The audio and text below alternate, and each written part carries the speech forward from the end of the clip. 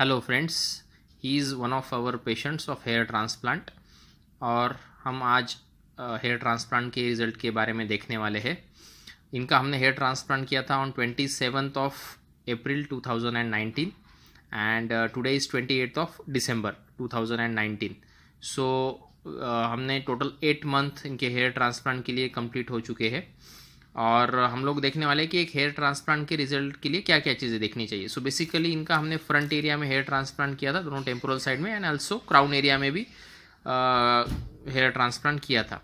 So basically front end back दोनों जगह पे हेयर ट्रांसप्लांट किया हुआ है। सो वी विल सी कि एक हेयर ट्रांसप्लांट के रिजल्ट में क्या चीज़ें हमको देखनी चाहिए to assess a hair transplant result. क्या क्या चीज़ें हैं जो डिफाइन करती है कि हेयर ट्रांसप्लांट अच्छा हुआ है या नहीं। So we'll start one by one. First thing is artistic hairline. So we will see hairline first. जो hairline है that has to be wavy and irregular. जो hair है वो एक straight line में नहीं होने चाहिए, वो slightly आगे पीछे होने चाहिए so that it looks natural. So this is one thing. Second thing is the direction of the hairs. जो direction है वो front region के hair है वो फॉरवर्ड डायरेक्टेड रहते हैं एंड जो टेम्पोरल रीजन के हैं वो पोस्टीरियर और बैकवर्ड रहेंगे। सिमिलरली जो क्राउन रीजन के हेयर्स है जो बैक रहेंगे उनका जो डायरेक्शन है वो सराउंडिंग हेयर के हिसाब से डिफाइन होगा। So this is the hair in the front part and the crown part, जो कि ट्रांसप्लांटेड हेयर और नेचुरल हेयर दोनों मर्ज हो चुके हैं। Now we will see the density of the hairs to see a proper see this is you can see from the closeup view कि इसमें we are getting very nice density. See there are no gaps. Second thing जो देखना है, देर is no buried graft और no nodular और cobble stone appearance.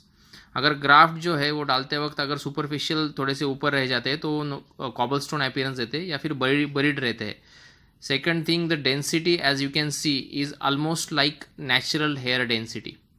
There is no folliculitis, no infection as such, and he is getting a very nice looking natural result. Now we can see the density in the crown region also. So यहाँ पे भी उनको fairly good density दिख रही है।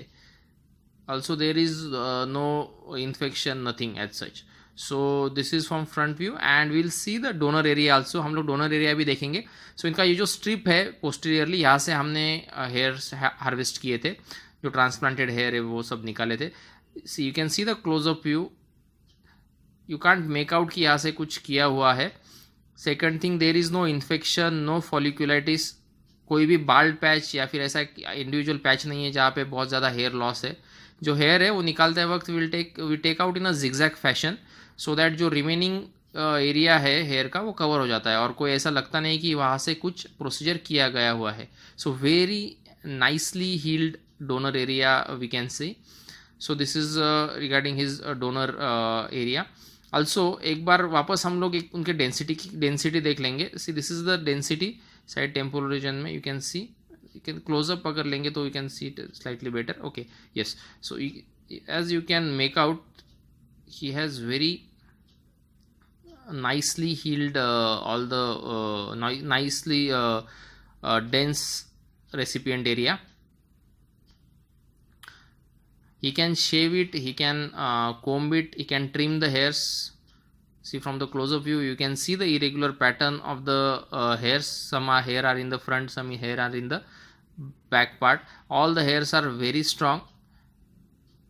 Also हम लोग density वापस एक बार देख सकते हैं।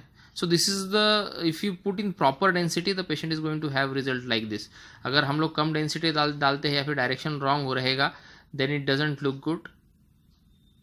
अगर इस डेंसिटी में, इस डायरेक्शन में एंड इस आर्टिस्टिक हेयर लाइन से अगर हम लोग हेयर ट्रांसप्लांट करते हैं तो results are definitely better and satisfactory. So this is the result basically at the end of 8 months, or this will improve by around say 10% in up to the end of 1 year.